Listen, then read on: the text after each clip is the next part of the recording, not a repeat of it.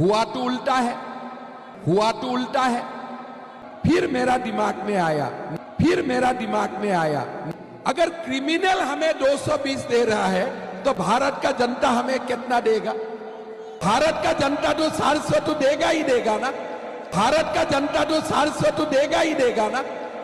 अगर 7 दिन तिहाड़ जैसा जेल में रहता है, दिन भर क्रिमिनल का साथ ही बैठे रहता है, उनका मानसिक संतुलन आज का दिन क्या होगा? आप क्यों केजरीवाल का अगेंस्ट में मुझसे बुलवाते रहता है? मैं बोला, जर्नलिस्ट लोगों को मैंने पूछा कि भाई परसों दिन जेल से निकाला और तिहाड़ में कौन रहता है? कट्टर क्रिमिनल ही तो रहता है ना, कोई तो मामूली इंसान तो वहां नहीं जाते हैं। वहां से केजरीवाल जी ने बोला कि मोदी जी को 220 मिलेगा। मैं बोला बहुत अच्छा बात बोला। अगर केजरीवाल जी कहां से आया? तिहाड़ से। तिहाड़ में कौन है? क्रिमिनल लोग है जो मोदी जी जेल में डाल के रखा है। अगर क्रिमिनल ही मोदी जी को 220 दे रहा है तो भारत का जनता तो 400 तो देगा ही देगा ना।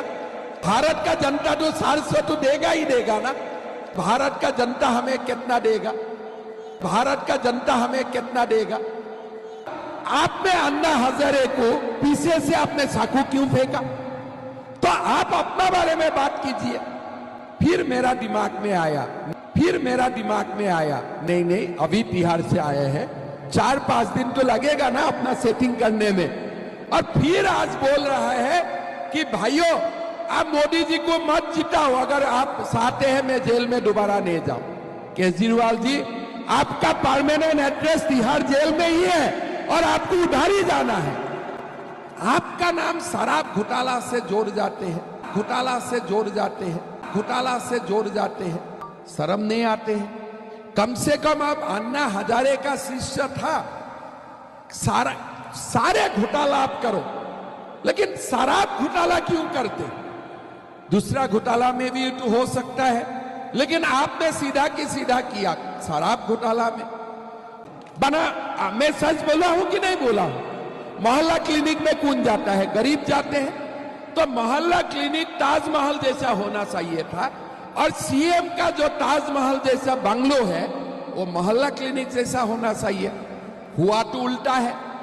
अभी आप मोहल्ला क्लिनिक जाइए। मुझको गुवाहाटी में गया केजरीवाल जी, मुझको बोला मोहल्ला क्लिनिक देखने आइए।